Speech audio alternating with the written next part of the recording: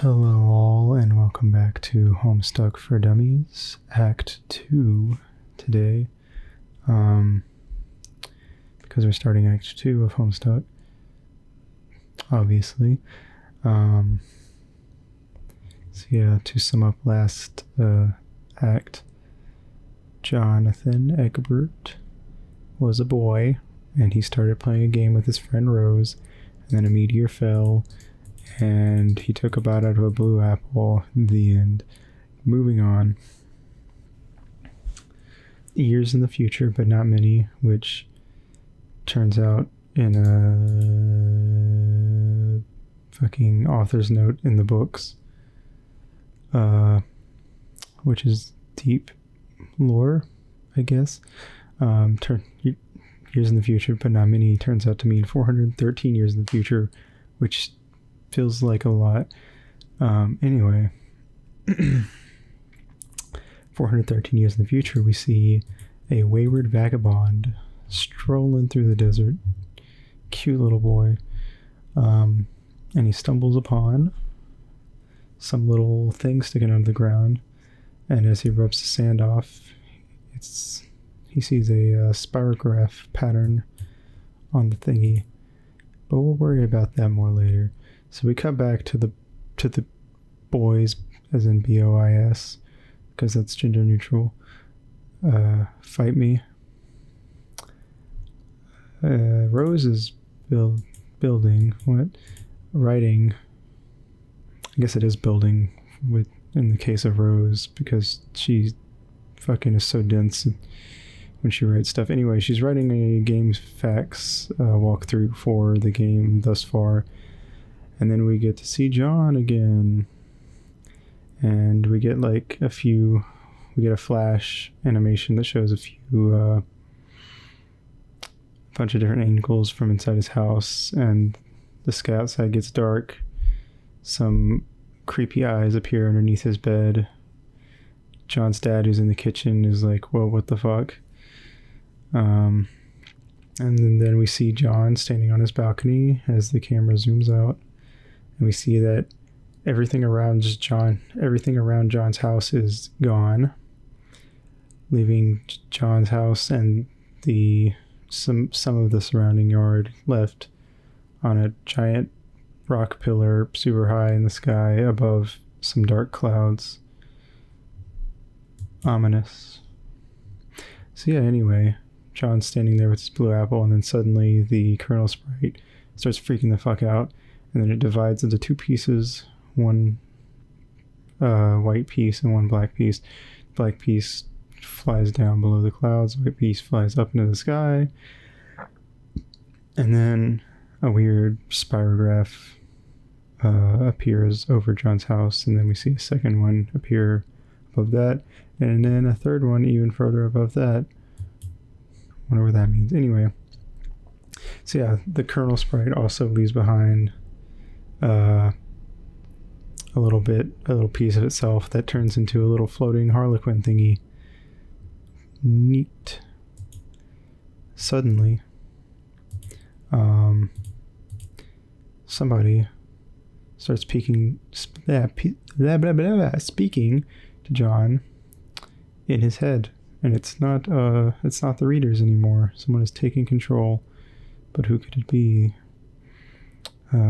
John starts wandering around his house to see if there's anything noteworthy going on. And then he eventually gets back to his room.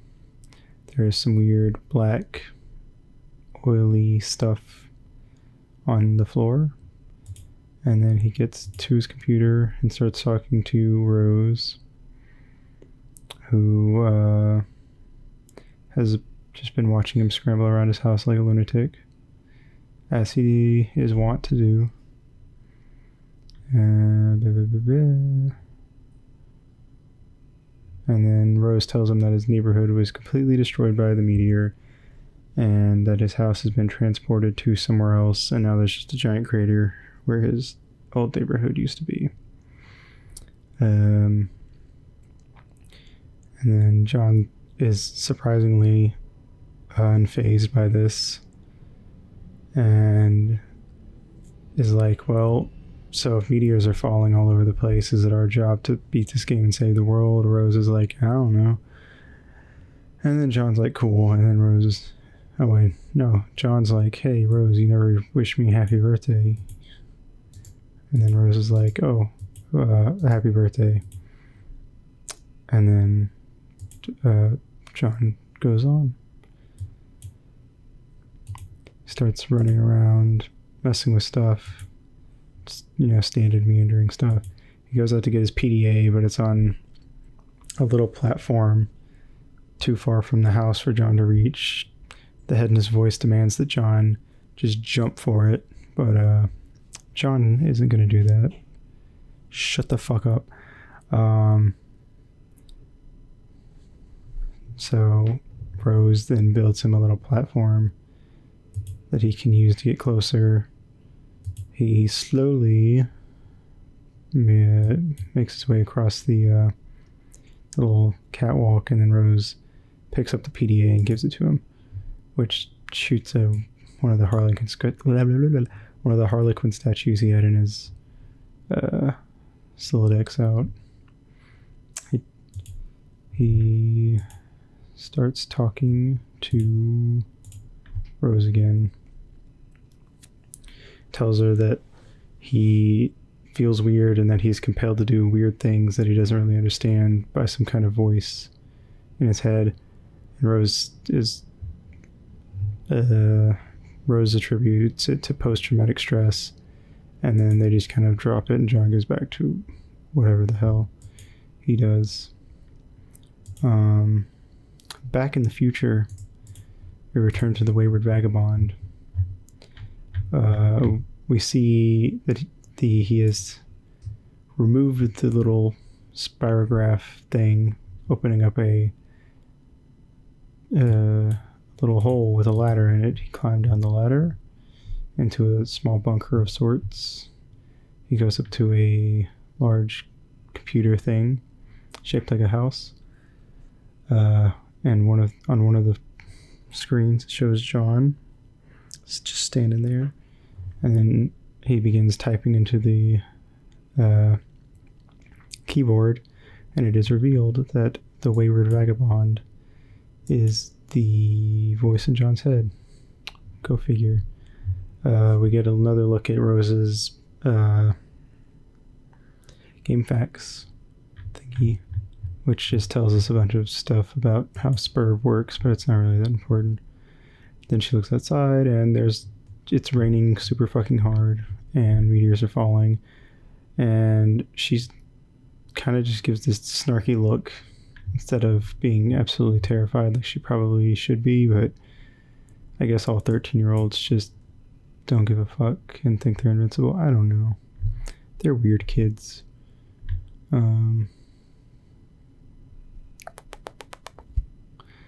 John's just fucking around his house some more.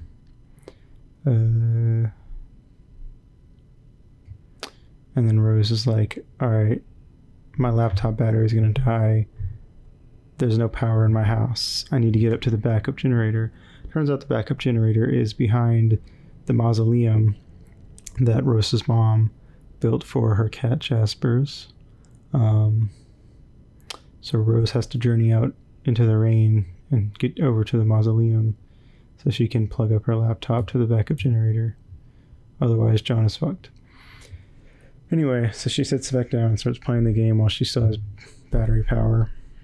And she decides, because the kernel sprite needs to be prototyped twice, and it's only been prototyped once so far with the Harlequin doll, she's like, okay, well, I'm just going to grab whatever the fuck and throw it at the Harlequin. So she picks up a box of Betty Crocker cake mix, and John gets upset because he hates Betty Crocker. But Rose decides to do it anyway. However, the sprite, now having gained some agency, starts acting all mischievous, I guess because it was prototyped with a Harlequin, and starts jumping around the room, dodging the cake mixes that Rose has picked up with the cursor and is trying to drop on the Harlequin. So Rose just says fuck it, and she decides to pick something else, and then actually picks up the Colonel Sassacre's daunting text of magical frivolity and practical japery. She's like, hey John, distract this thing while I throw this giant fucking book at it. So John distracts it, but not very well, because as Rose goes to drop the book, the sprite notices and flees the room, and Rose just drops the Colonel Sassacre's book on the ground. However, the book is so huge that it shakes the house, and as the sprite flees into the living room, the ashes of John's Nana tip over and land on top of the sprite, and there's a bright light. John comes out. There's no sprite to be seen, and there's the sacred urn is toppled, and he's like, well, fuck. Tries to go outside, but Rose has placed the crux extruder in front of the doorway, and moving it requires building grist, which Rose has none of. But anyway, that doesn't really matter.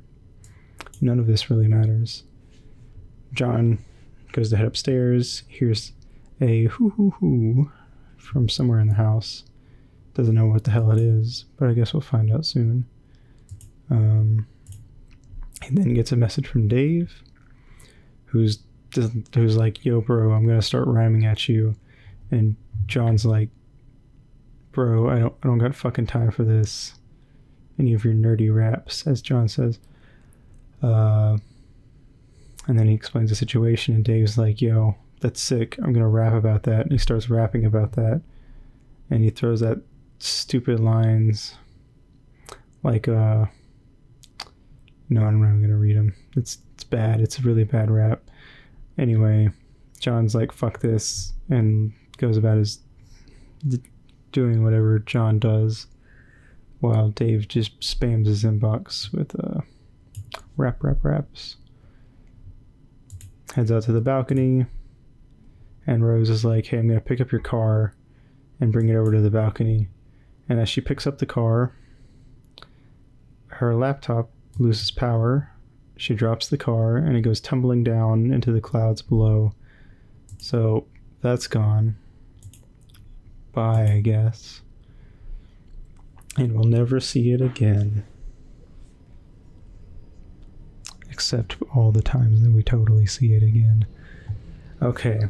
Anyway, fucking planes. I was gonna say something, but I won't say it. I'll be nice. But fucking planes. Man, I get off track about as much as John does. I don't really have any. Maybe I have no place to give this boy shit. Anyway, moving along. There's a reason this is a ramble, by the way, because fuck you, I'm not staying on task. So John gets a message from his friend Jade, and Jade's like, yo, hey, I'm back. I checked on that explosion sound. Guess what? It was a meteor. Big surprise to nobody. And then she's like, oh, John, did you get my package? And John's like, nope, it was in the car, and it just fell into this spooky bottomless pit. And then he explains the situation, and Jade's like, wow, that really sucks. And then she's like, well, you know what? She says, quote, and quote, I don't know, John, maybe this is your destiny. If anyone can save the world, I think it is probably you. End quote. So John gets his little pep talk from his buddy Jade, and then he's like, all right, I'm gonna go do things. I gotta go get Dave to actually be useful and stop rapping, so I'm gonna go do that. Bye. So then he opens up his message log with Dave. Dave's still rapping. He finally gets him to stop, and tells him what's up. And then Dave's like, oh, you need me to play the game to help Rose? who's about to die in a fire? Sure, but it's going to be hard because my bro has my copy and getting it back is not going to be easy. And then John's just like, whatever, just message Rose, see what she needs, blah, blah, blah. Also, a heads up, now I'm going to have to start explaining the conversations, actually. I kind of skipped over a lot of those in Act 1 because none of them were super important. But Homestuck is very dialogue heavy, so yeah, there's gonna be a lot of that. Just a heads up, I guess. Anyway, back to Rose. Her laptop's out of power, so she starts picking up her things and capture logging them. She considers for a moment setting her grimoire of the dubious whatever, of the zoologically dubious to her strife specialist, but then she decides it would be a terrible idea because it would probably unleash some weird dark forces that you don't want to mess around with. So instead she picks up her knitting needles and she sets those to her strife specialist, which is neat because I actually think that that's a pretty cool weapon to use. Anyway, maybe that's just me, I don't know. Then she starts looking through her grimoire of the zoologically dubious, and we see such creatures as Flthulhu, foul patrician of misery, which is obviously just Cthulhu, except it doesn't look like Cthulhu. It's like it's kind of just some generic tentacle ball thing. Rub Yiglith. Oops, stop that. Who is the shame beast king of grotesquerie, writhe lord of the moist beyondhood, and Oglogoth, the deep one. #deep. Yeah. And there's also, for some reason, a page about Windows, like not the operating system, like actual Windows. And apparently it has something to do with summoning. I don't know. It's kind of silly.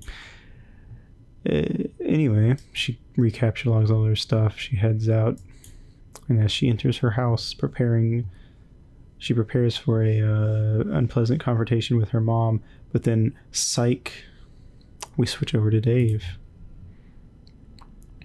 So we finally get introduced to Dave, who is a cool kid, quote unquote, who wears shades indoors, ironically, quote unquote.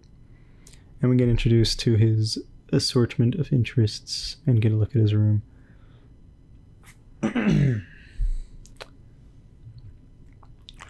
So, we learn that Dave, in his warm room, where he has the window open and the fan cranked, has quite a many things that sum up his interests. He has a set of mixing tables, 2 katanas, a bunch of posters. He's got some dead things in the corner, all preserved in various ways. And he's got, his little computer down here. He enjoys things such as spinning out unbelievably ill jams with his turntables, raving about bands no one's ever heard of, collecting weird dead things, being an amateur photographer. He even has his own makeshift dark room. You can see some of the pictures hanging on the wall, or on that clothesline he's got in front of the window. I fucking hate planes. Where was I? Okay, anyway. He has a few ironically humorous blogs, websites, and social networking profiles. Supposedly ironic. And if the inspiration strikes, he won't hesitate to drop some fat rhymes on a mofo and represent. So anyway, Dave, excuse me, is like, yo, I'm just going to stand here. And then the reader suggestion box is like, yo, get the game and save your friend's life. And Dave's like, this is silly. My friends are not in danger. Which reveals to us that we have moved back on the timeline to before shit started going down. So at this moment, no one's in danger, and there's no reason for him to play the game. So he's like, nah, this game looks stupid. I'm not going to play it. But if one of his friends' lives were to be at risk and playing the game were the only way to save them, then he would probably do it, maybe. Anyway, he goes to his closet, looks in a blue box, which once contained the very shades he is currently wearing, as well as a certificate of authenticity stating that they were once owned by Ben Stiller himself, and they once touched his gaunt face. Anyway, then he grabs a container of apple juice to drink later, and he sits down and begins chatting it up with John. In the very first conversation, we got an entire comic, which tells us exactly where this is on the timeline, where he just asks if John got any cool birthday presents. Then he starts going through some of his bookmarked websites, like the Game Bro magazine website, which is just a game magazine that's obviously like a satire of real life gaming magazines. And they have this issue they're covering Spurb, which is, the game that they're playing. And the guy is basically like, yeah, I didn't even play it, but it fucking sucks. I hate it. 2.5 out of 10, I think, or 2.5 out of whatever the fuck. Doesn't matter. Anyway, and then he goes and he checks on his blog, where he posts a webcomic called Sweet Bro and Hella Jeff, which is an actual thing you can read. So you should do that. It's like 40 something pages. It's really stupid, but it's funny, so yeah. Anyway, he also checks up on a webcomic on MS Paint Adventures, which is basically the real website that Homestuck was originally hosted on, and it's called The Midnight Crew, and it's basically just a parody of Hussey's own work, so he's just jabbing at himself at this point. Man's so self-obsessed. Anyway, nothing of consequence happens in The Midnight Crew. So Dave's like, fuck this, I guess I'll just read some more later. Then he starts talking to Rose, and we get introduced to their relationship, which is essentially trying to one-up each other through wordplay. Dave's wordplay is usually rap related, while Rose's wordplay is poetry bullshit. Then we go back to John, and John hears weird noises coming from inside his house, and he sees some oil spilling out from under one of the doors, and he starts investigating his house. It looks like something's been like dragging oil and splattering it all over the house. Dave starts messing around with his turntables and stuff, and he goes to take a swig of apple juice, but because earlier in that conversation with John started talking about the movie Little Monsters, specifically the scene where Howie Mandel's character pees into an apple juice container. Dave loses his appetite for apple juice and puts it back up to drink later. He then grabs his sword, which causes him to accidentally knock over the apple juice onto his turntables, so he goes out to get a towel. As he steps out, we see this creepy ass puppet hanging from the ceiling that turns out to to belong, blah, blah, blah. It's revealed that it belongs to Dave's bro. And I just hate this house. I could not... A house where there's puppets hanging all over the place would fucking terrify me. But Dave is a fool, and he believes that his bro's interests are super cool and definitely 100% ironic. Anyway. Also, who the fuck like dresses up their puppets in like gangster outfits? Whatever. Dave heads to the bathroom, picks up a damp towel, and wrings it out in the toilet instead of, looking for a dry towel. But whatever. This child. He heads back to his room, cleans up the apple juice, and then he grabs his copy of Spurb, which got damp from the apple juice, and he hangs it up on the clothesline in front of the window so it can dry. And then he notices his fan is going and turns it off so that it doesn't accidentally blow the game copies out of the window, because Dave lives in an apartment very high up. And then just as he's about to go pester John again on Pester Chum, a crow flies in the window and snatches the copies of Spurb. Dave, freaking out, shouts for the bird to stop, which, because his strife specificus is dumb, or his Sildex is dumb, whatever, same thing, I guess. Elbow crack. It causes his sword to fly out, hit the bird, and send the bird, sword, and game copy all flying out the window. Oops. Anyway, back to Rose. She heads back into her house, into the living room, and takes note of many of the things in there, such as a 20-foot tall statue of a wizard apparently named Zazapan the Learned. And like everything,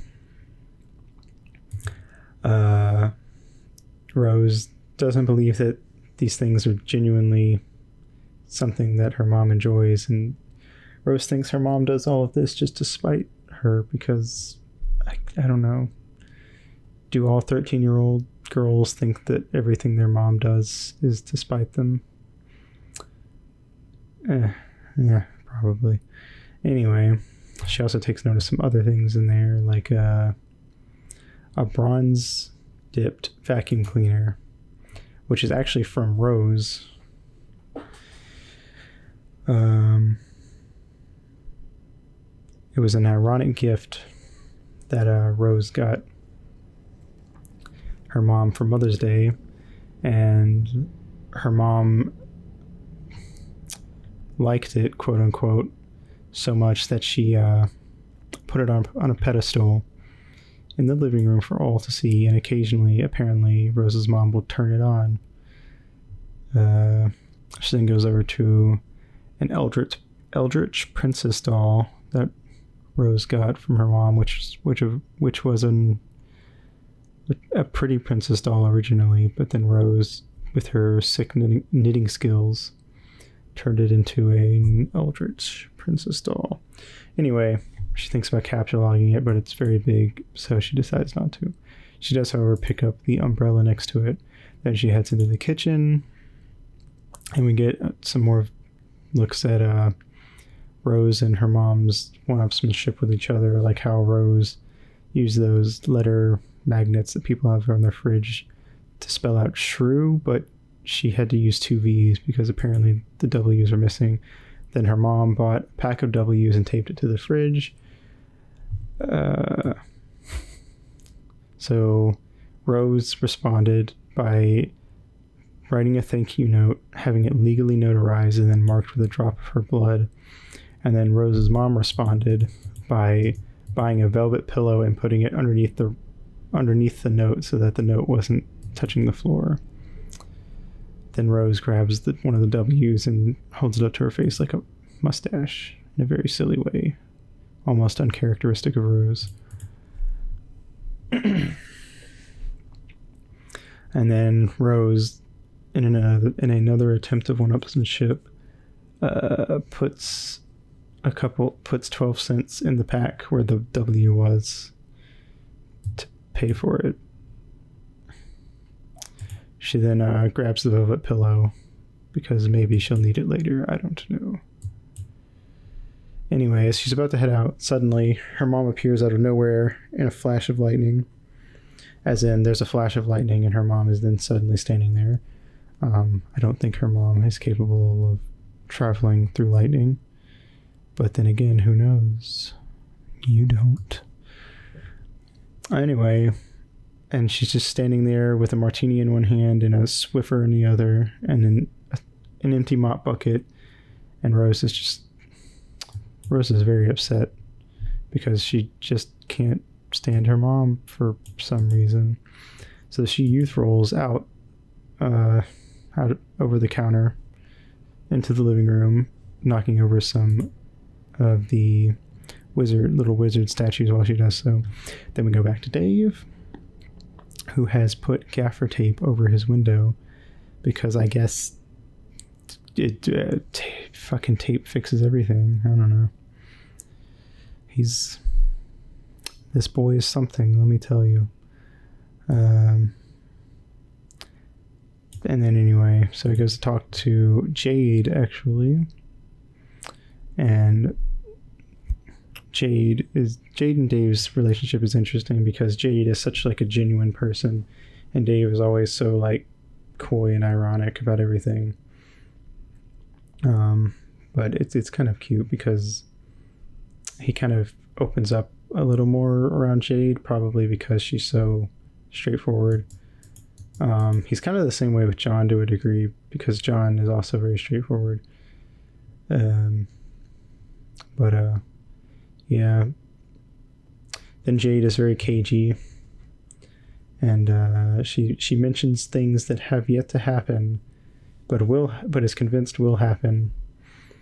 Dave is like, okay, cool, I guess. Whatever that means. Apparently this is a normal thing. Then Jade's like, well, I gotta go. I have to feed my dog. And Dave's like, man, the fucking devil beast needs to be taken behind the woodshed and have its head blown off. And then Jade says she doesn't think she could if she tried. And as she's about to head out, she mentions her granddad, which Dave apparently seems to have a fondness of. And she leaves with a little heart.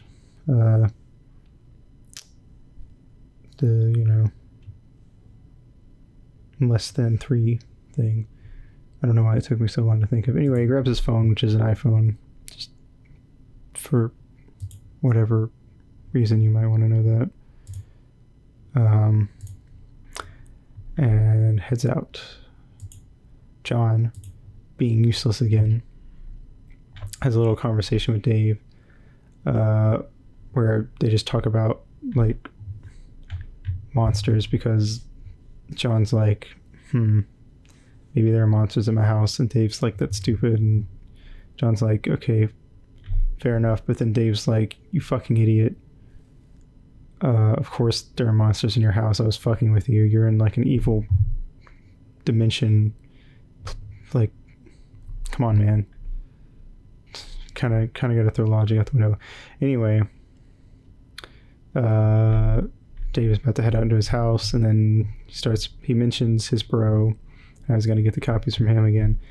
And then John starts making fun of his bro and his weird puppet obsession. Dave tries to defend it. John continues berating him. And Dave's like, you know what? Whatever. Puppets are awesome. John Egbert blows the end. And then Dave heads out. John picks up his book, Data Structures for Assholes, because, getting teleported to another dimension filled with some weird creatures we have yet to see is the perfect time to start reading your stupid book. Anyway, Rose starts heading to the front door of her house to head outside, But her mother is there, and they get into a little strife wherein it's basically all that happens is Rose's mom offers up her martini to Rose. Then Rose's mom gives Rose a pink pony. Rose does an empty suicide threat by sticking her knitting needles in the wall socket, which does nothing because the power is out. I don't really know if that's exactly how that works, but whatever. Because there is also lightning and thunder outside. Anyway, that ends very abruptly as Rose's mom suddenly just starts dusting one of the mini wizard statues. Before leaving, Rose pets the pony begrudgingly and names it Maplehoof.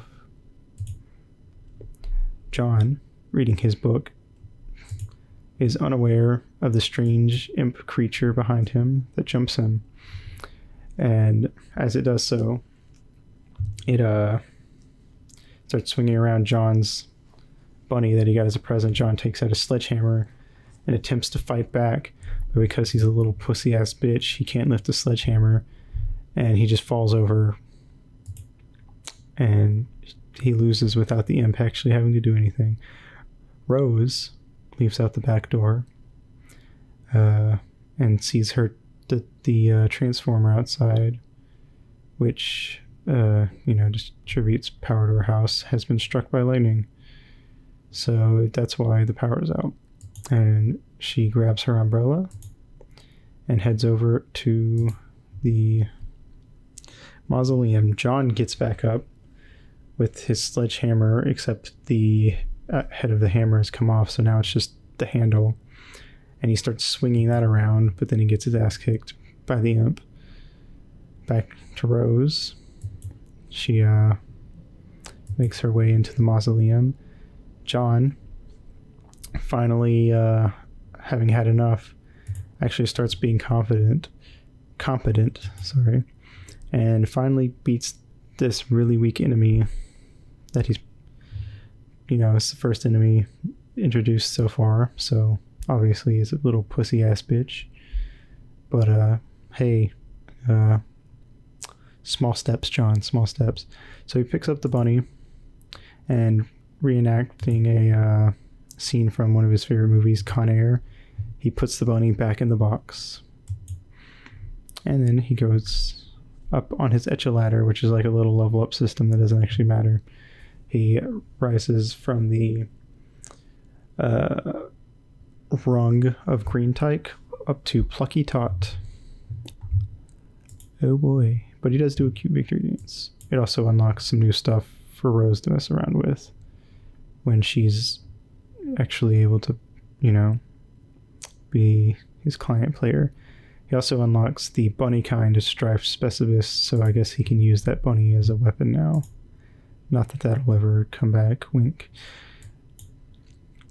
He then repairs his hammer and goes to have a conversation with Dave. Back to Rose. She's inside the mausoleum and hooks up her laptop, but not before kicking her dead cat's little coffin out of the way. Tisk tisk, Rose, no respect for the dead. However, the lid comes off and we do get to see Jasper's taxidermy corpse in a cute little suit. It's kind of fucked up and morbid, but it's still cute. He's got a little smile and little X's for eyes. Anyway, John goes over to his door, and as he goes to open it, a bucket falls and lands on his head. But who could have pulled this ingenious prank? Turns out it was the sprite who's now fused with his grandma's ashes, which means now it has taken on her likeness and partially her personality. And as she was once a fine prankster herself, it's only opened up the floodgates, really. So Dave and Rose have a little conversation where Rose tells him what's going on. And after Dave figures it out. He decides to head out and not fuck around too much, but he's gonna fuck around a lot because this is Homestuck. Woo.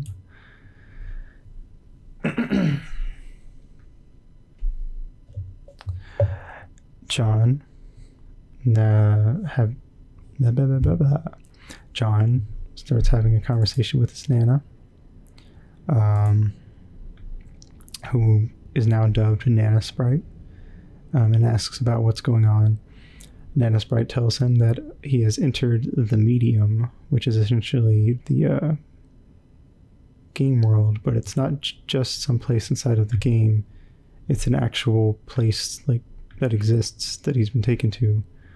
He also asks about his dad, and apparently John's dad has been kidnapped by the imps. But Nana Sprite then goes on to explain more about this world and such. The medium is a realm that lies within a ring of pure void. It turns in the thick of the Incipisphere, a place untouched by the flow of time in John's universe. So apparently it exists outside of the universe. John asks if they're inside a computer, but no, they are in fact not. They're just somewhere else far away.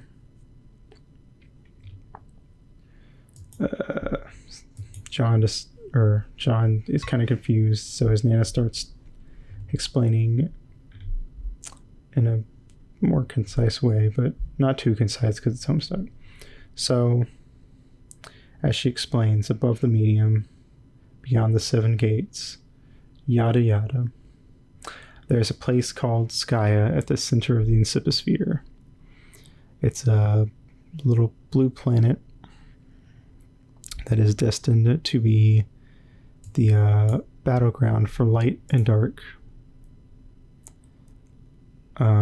Turns out that there's been 2 armies that have been at war in a stalemate, but once John arrived, it sort of set the war off into its final stages. As when he arrived and his Colonel Sprite split, it actually went off to a tower on 2 separate worlds, which apparently has helped to power the armies. And we learned that the enemies that show up are actually affected by what the kids prototype their Colonel Sprites with, which is a really neat concept I like a lot, actually. So that's why the imps that John will see will all be dressed like Harlequins, because when he entered and his Colonel Sprite split, it had been prototyped with the Harlequin doll. Anyway, turns out there's 4 spires on the light and dark planets each, so we know that there will be, the four kids. When they enter, they will each have their Colonel Sprite split, and it will go into one of the towers, and yada yada yada. Lots of exposition. John asks what the point of all this is after Nana explains that the light side is destined to lose regardless of what John and his friends do. And Nana responds that it's all part of the ultimate riddle, and that his first quest towards proceeding to Skya is to pass through the first gate, which is the little spirograph thing hovering over his house. And to get there, he must build upwards, or to be more precise, Rose must build upwards. John gets excited about how he's going to save the world and all that. Nana dashes his hopes, as it turns out Earth can't be saved. Earth is totally fucked. It's okay, it wasn't that great anyway.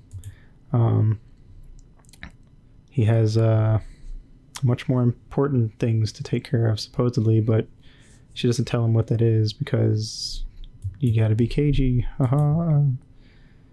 So then she heads off to the kitchen to make cookies because she's a grandma, and I guess that's what cookies do. Or that's what grandmas do, excuse me. Now I'm just thinking about cookies.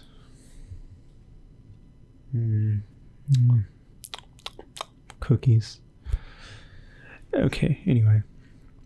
John doesn't want cookies because he hates Betty Crocker, but the voice in his head, Wayward Vagabond, wants him to get cookies. He demands that John go get cookies. John starts arguing with the voice in his head. Rose is watching this, and she's like, what the fuck are you doing? So she starts drubbing him in the back of the head with the red box that the bunny came in. And really just standing here watching John yell at himself while getting hit in the back of the head with this red box just kind of sums up Homestuck in general. At least the first couple acts. Rose is fed up with this. So while John stands around yelling at himself some more, she starts working on her game facts thing again. Meanwhile,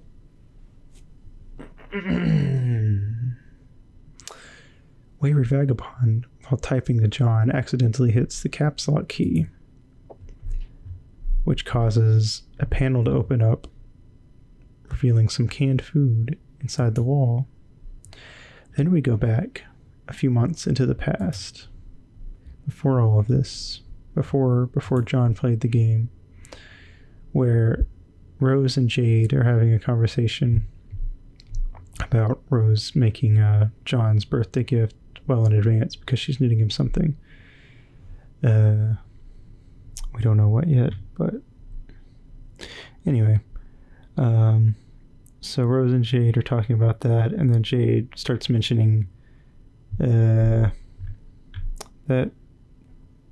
soon enough they're going to start playing a game together, and it's going to cause some crazy stuff to happen. Rose asks how Jade knows this and why she's always so cagey, and of course Jade doesn't give a straight answer, and she's just like, don't worry about it, just know that it's going to happen.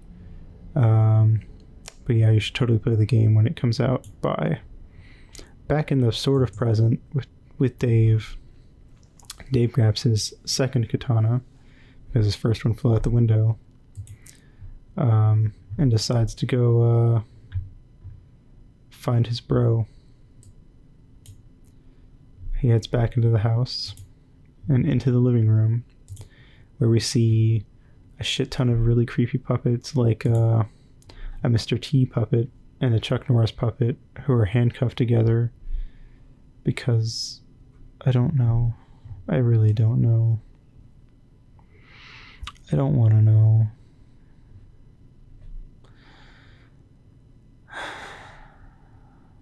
Okay. So Dave starts looking around some more and notices that the Xbox is turned on, and his bro was playing some skater game and it was paused. Dave goes up to investigate, and then suddenly Lil Cal appears, which is his bro's favorite puppet, and Dave's like, yo, what's up, Lil Cal? And he gives him a fist bump. Dave then heads over to his bro's computer, which he knows the password to, and apparently his bro is totally cool with that. I'm pretty sure the password's ironic, by the way. And then he opens up his bro's web browser, which is called Complete Bullshit. And then he starts checking through his bro's stuff, one of which we see is a website called Plush Rump, which is a sexy puppet website run by his bro. And apparently it's a multi-billion-dollar enterprise, so make of that what you will, I guess. Anyway, Dave, after being transfixed by the jiggling puppet butts for a while, goes back to doing his stuff, but then suddenly Lil Cal has moved from one side of the room to being on this side of the room.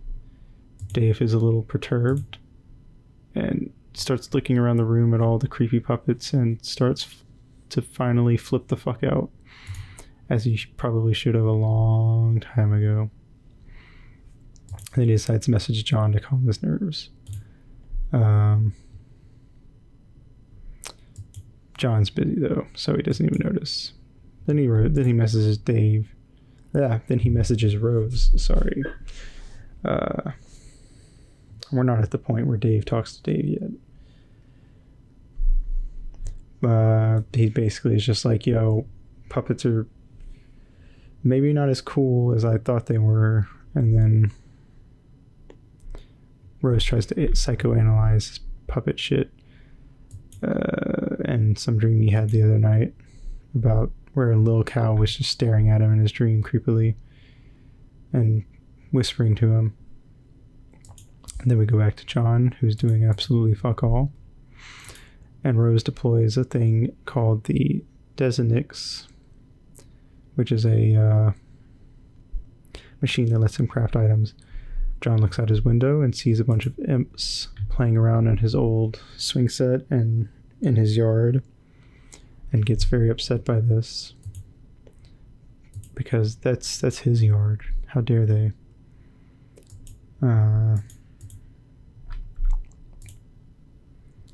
Rose grabs the piano outside with the cursor, picks it up, and drops it on one of the imps, which kills the imps but breaks the piano.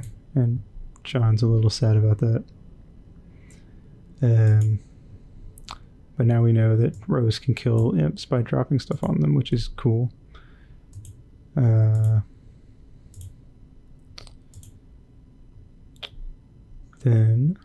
Rose decides to start building up, so she starts making stairs and building platforms up into the air over John's house so that he can start climbing towards the first gate.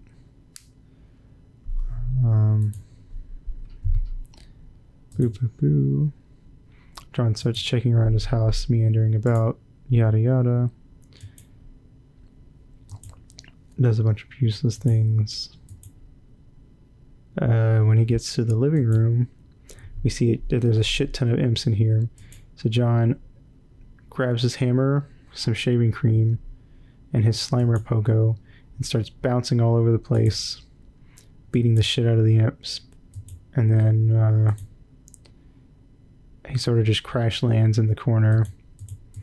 But it's cool because he jumps up and runs into his dad's study before Rose drops the refrigerator on top of one of the imps and then pushes it to block the study so that more imps can't come in. John, inside of the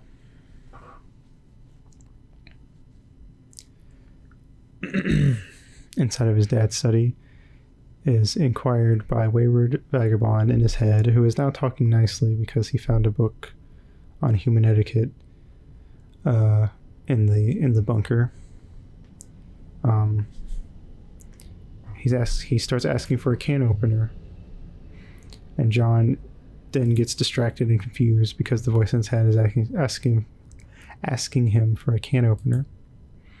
So Rose, of course, takes care of the imps in the room, and then we go back to Wayward Vagabond's point of view, and we see him looking at all of the pages from the human etiquette book, and we see that he's actually eating pages out of it, like literally eating them. That becomes a thing later. Rose is building more platforms up, and she decides that stairs are no good, and instead starts to use ladders instead because they cost less to build grist. And she keeps on keeping on building up. John's useless as usual, and we get a funny little thing where John is basically being pestered by everyone all at once and really confused. And yeah, once again, this panel is a very good representation of the first few acts of Homestuck. Now John, as a wayward vagabond, leaves again, finally gets his shit back together and goes over to the Desinix, where he starts crafting items.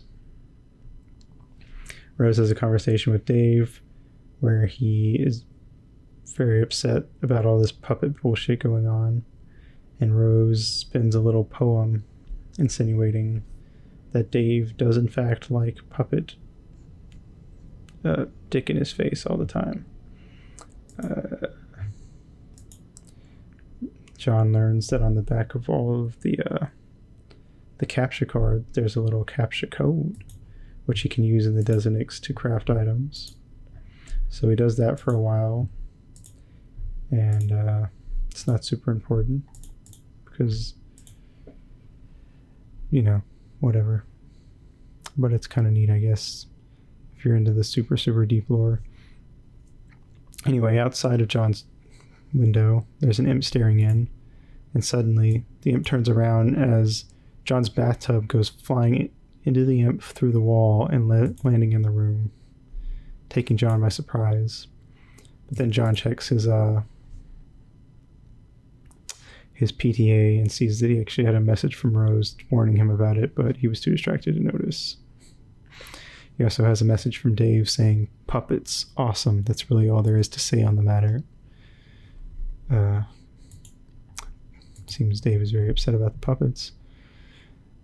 Anyway, John stares up at a hole through the ceiling where he can see the first gate over his house, and asks Rose why she doesn't just build up from his current position, to which Rose replies that it would take him through his dad's room, and since John has likely never been in his dad's room much before, it would only cause John to be even more distracted, which is very true.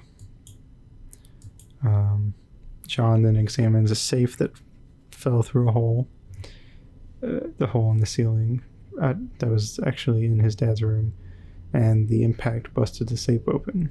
Inside of the safe was a really old version of Colonel Sasker's book. There was another book called The Fatherly Gent's Shaving Almanac, a newspaper called The Common Hornographer, which reports on some meteor that fell from the sky, apparently. And there's a note from his dad that reads, "Son, if you are reading this, it means you are now strong enough to lift the safe. You are now a man. As such, you are entitled to what is inside. I know you will take this responsibility seriously. I am so proud of you." And on the back is the combination to the safe, which is now pointless. Anyway, John goes back to fucking around and crafting items for many pages. Many pages before he decides to finally start heading upstairs. But instead of going through his house, he uses some stairs outside that Rose built, and as he starts scrambling up the stairs, he slips and almost falls off because the stairs are shit. And then we see a large ogre dressed similarly to the imps is climbing up onto the platform where John's house is. Back to Dave again. He takes a look at his bro's turntables as a strange shadow quickly jumps in and out of frame, grabbing the katana off the wall. And then as Dave wanders over to a nearby door, the same shadow drops off Lil Cow behind him, but he doesn't seem to notice. Dave heads into the kitchen, where there's a bunch of fucking weapons and crazy shit laying around for some reason. Apparently his kitchen just is useless because even the blender has a puppet in it, the microwave is filled with puppets, the fucking refrigerator is filled with weapons. I mean, it's a fucking madhouse in here.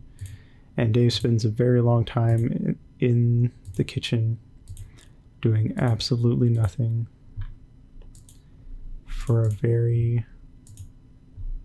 very, very fucking long time. Then suddenly, as he's fucking with some shit, the shadow from before drops off locale behind him. Dave turns around and is so frightened by it that he literally jumps into the air. Then he's just kind of like, whatever, I guess. He opens up the fridge and a bunch of the weapons inside pour out. And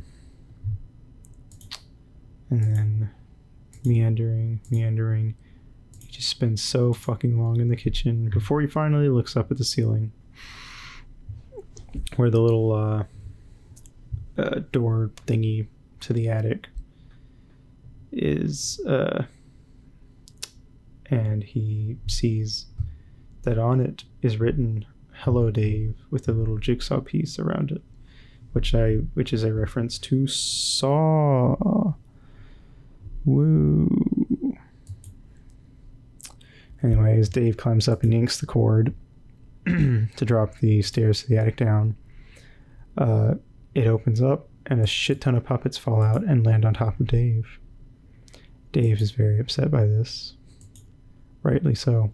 Anyway, then it turns out that there's a note on the hatch which reads, "Bro, roof now, bring Cal.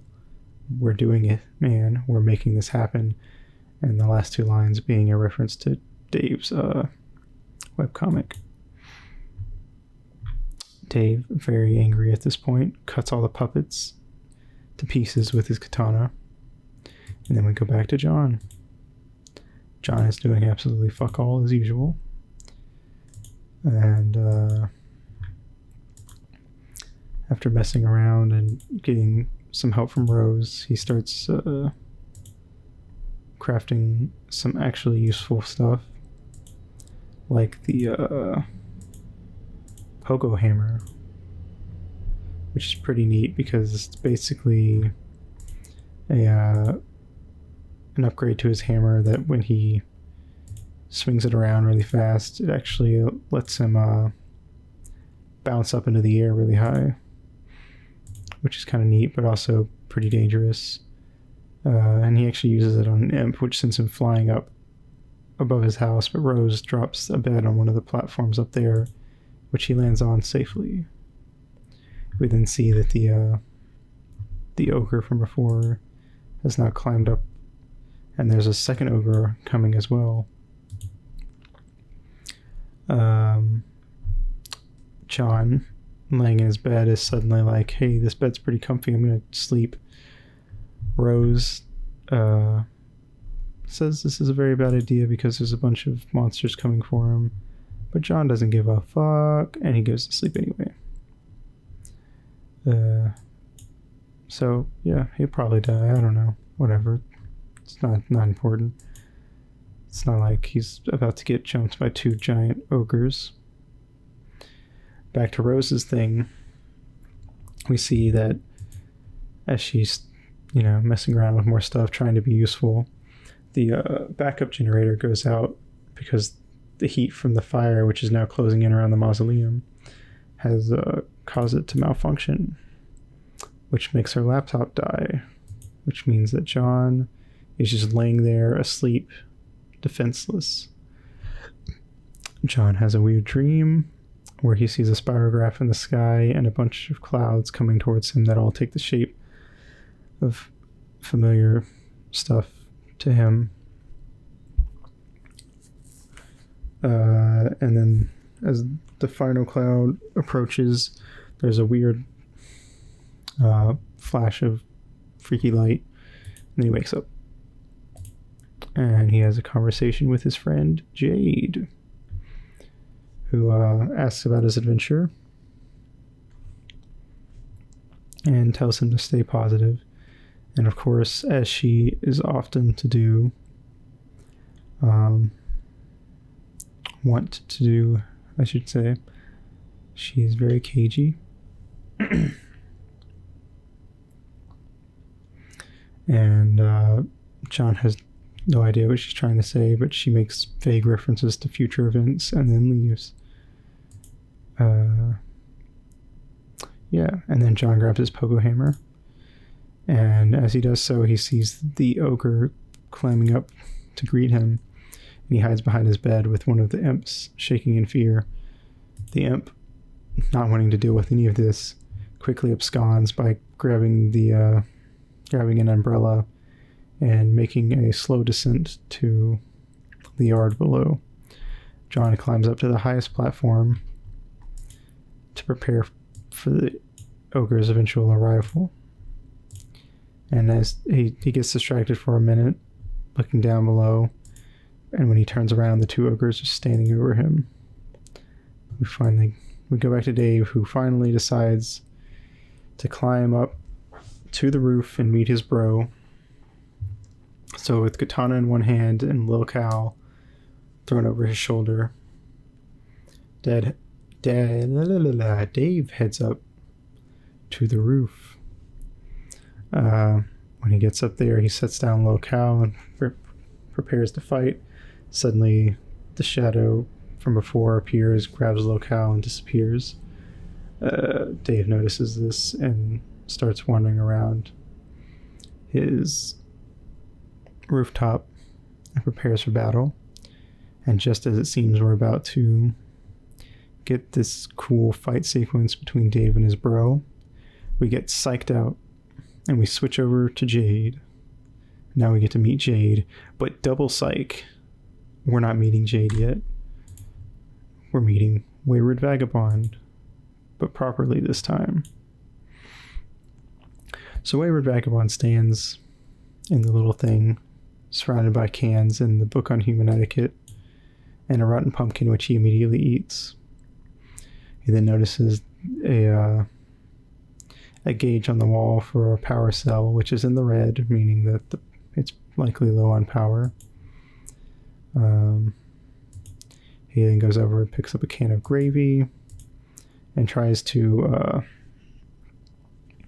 open the top of it with his teeth, but his teeth are too blunt, so he just kind of nibbles on the top cutely, and starts picking up all the other cans before getting distracted by the little mark on his wrist, which turns out to be a barcode pattern of sorts. And then picks up the book on human etiquette, eats a couple more pages, and then gathers up all the cans from the little thing on the wall. And then he pulls out his trusty knife, which isn't actually a knife at all, but it's a broken, dirty piece of a mailbox flag with a little cloth wrapped around it.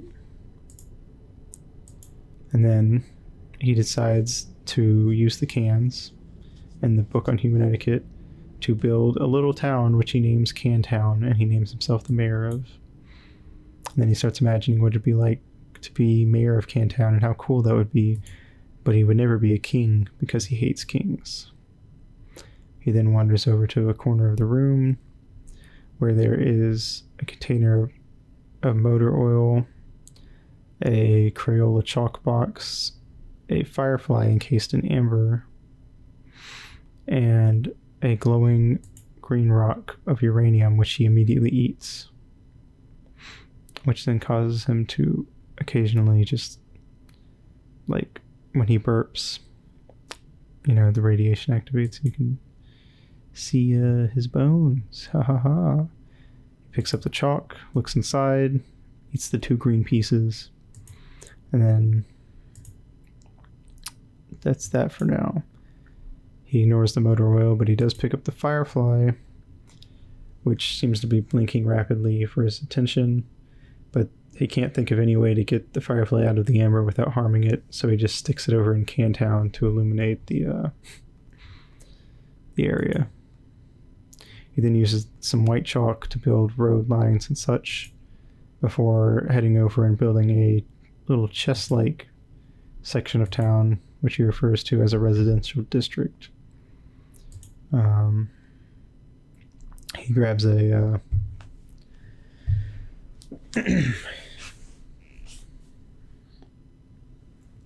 grabs the label off of the mayo can, scribbles a little R on it with one of the pieces of chalk so that it says mayor. How cute. I like him.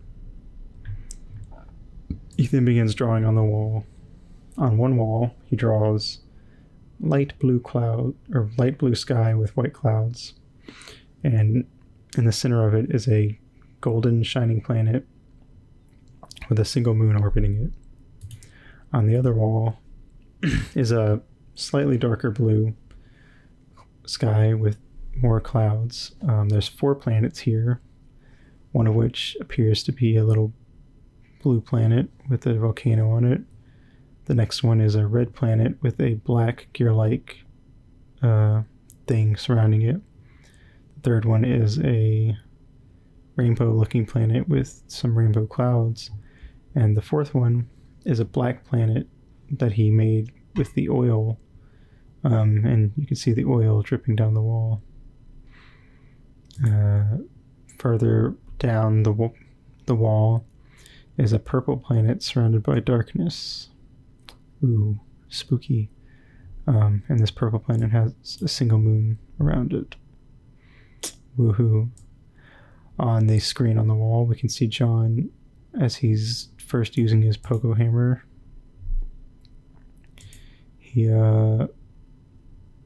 Wayward Vagabond goes over, starts messing with the keyboard, and he hits the tab key, which causes another panel on the wall to open up, revealing a bunch of cans of Tab, which is a soda, in case you don't know.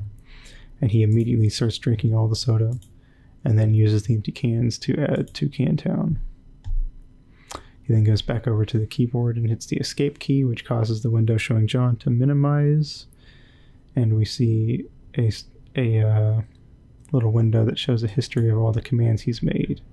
And as he scrolls all the way back up to the top, there turns out to be some commands made by someone else before Wayward Vagabond even arrived,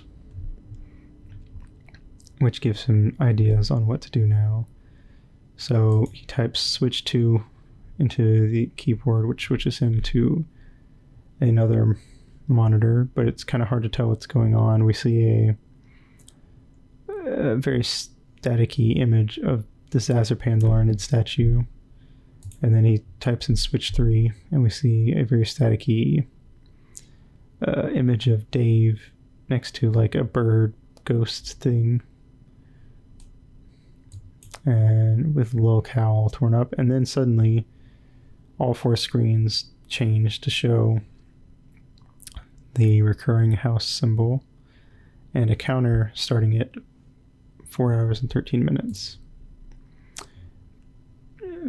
Wayward Vagabond tries to type himself into the keyboard, but now he is locked out.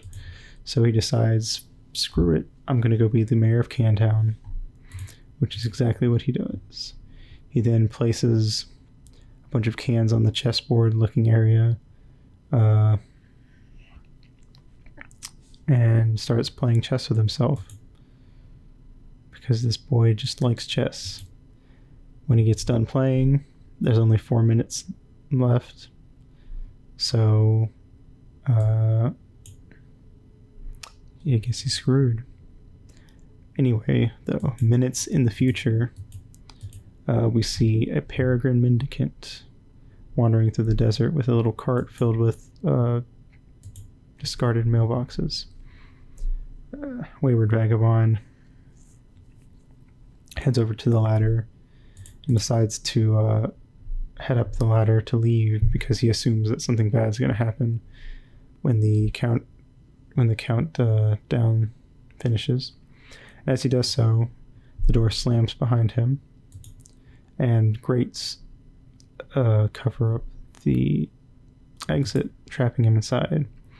However, an LCD panel does appear on the wall, showing 3 rooms. One with the house symbol on it, one with the spirograph, and one with the fractal symbol on it. He clicks on the spirograph symbol room to go there, but he can't enter because it's apparently locked. So he hits the fractally room instead, which is not locked, and the floor spins beneath him, and then the door opens up and he steps into a new room, inside of which is 2 large screens on the wall, one of which shows a globe of Earth and the other one shows an unknown image. And then there's a little monitor underneath that shows a bunch of numbers and some buttons on the desk. And he holds up his trusty meter stick in case there's any danger. He also goes over to a strange machine over in the corner of the room. He's not sure what it does.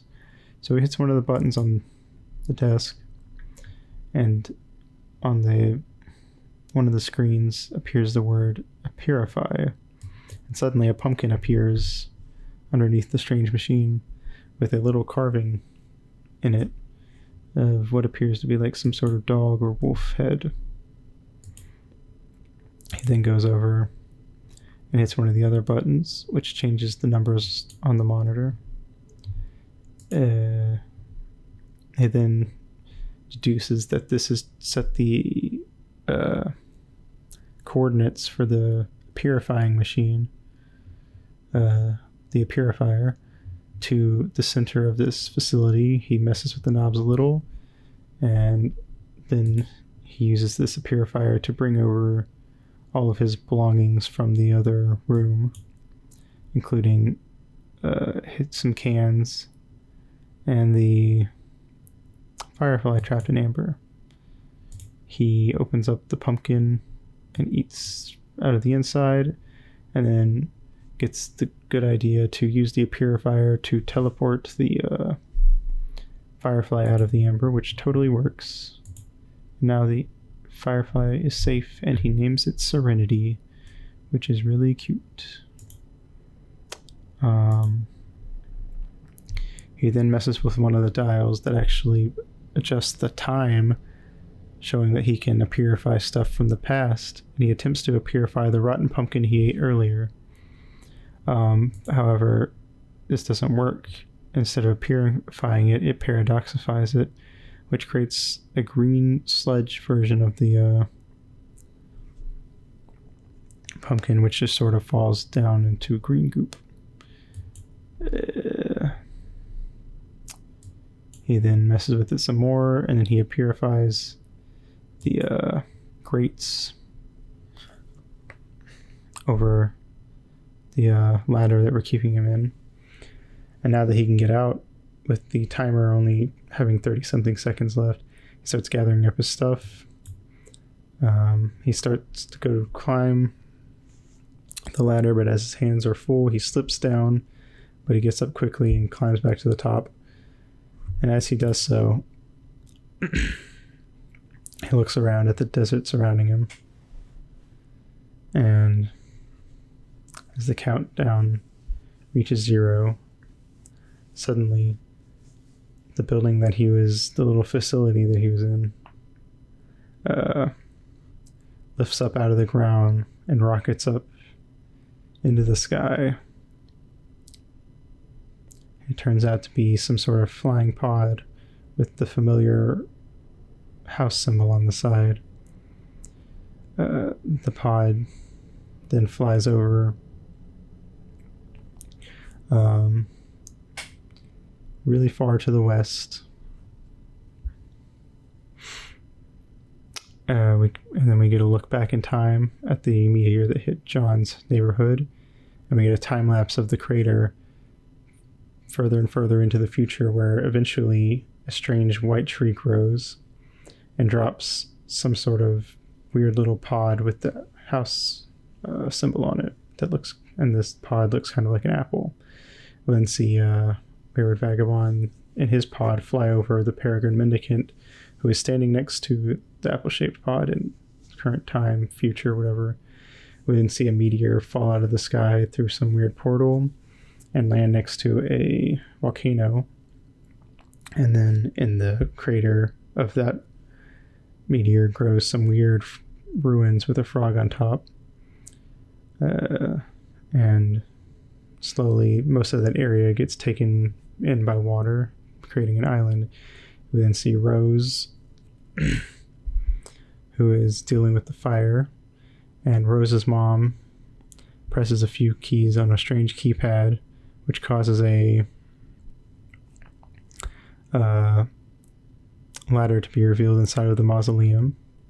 We see John's dad, who is being escorted in a strange purple place by two imps while being handcuffed. However, these were John's trick handcuffs from his magic chest, so John's dad wiggles his way out and then disposes of the imps post-haste. We go back to Dave, who is standing on his rooftop, staring down with his bro. We get our first look at bro directly as a meteorite shimmers across his bro's sunglasses. Then we go back to Wayward Vagabond, whose pod lands in a large crater next to some very ancient looking frog ruins. And as he looks up at the ruins, the curtains close on Act 2. So that's that. That's Act 2 of Homestuck. So there's a lot of jumping around, like time and different perspectives. So this act was a lot more confusing, I'm sure, than Act 1. But really, to summarize it, basically all that happened was from John's perspective, all he really did was mess around his house a little.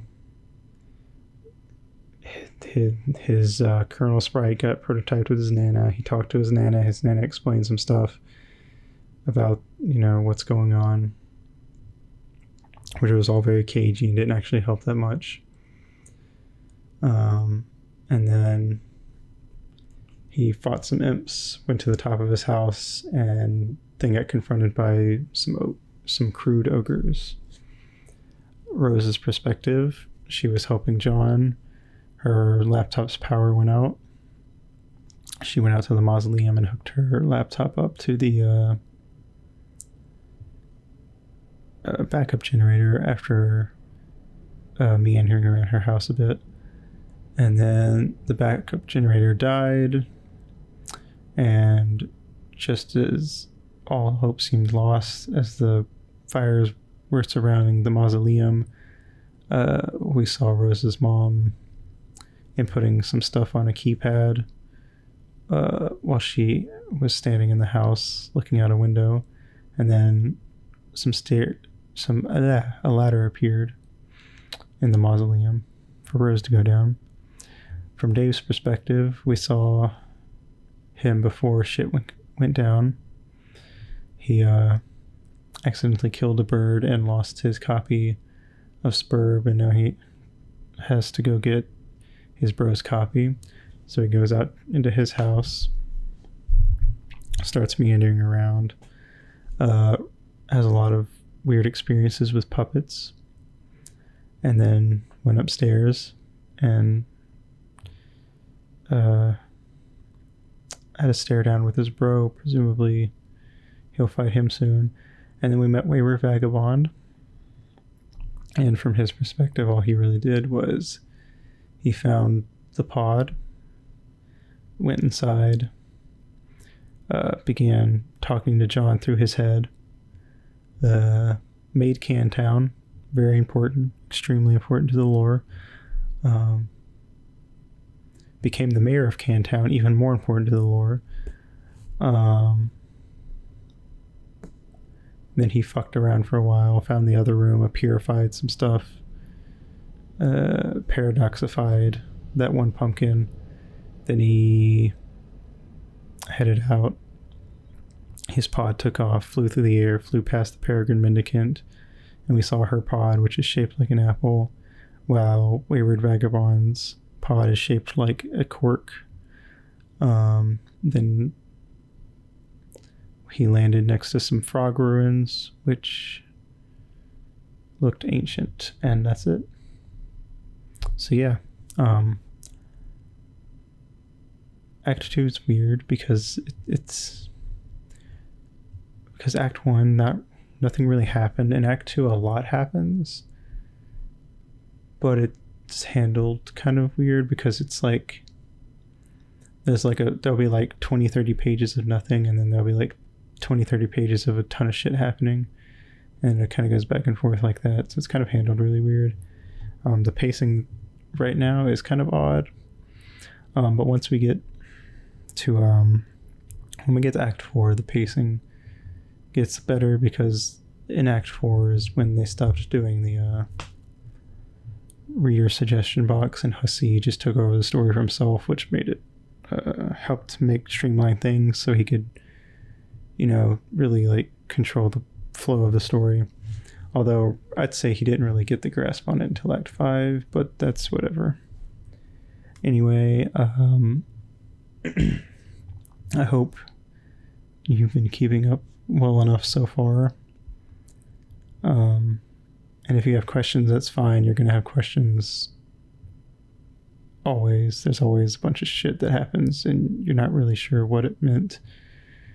But anyway, yeah, so hope you've enjoyed this rambly episode of Homestuck for Dummies.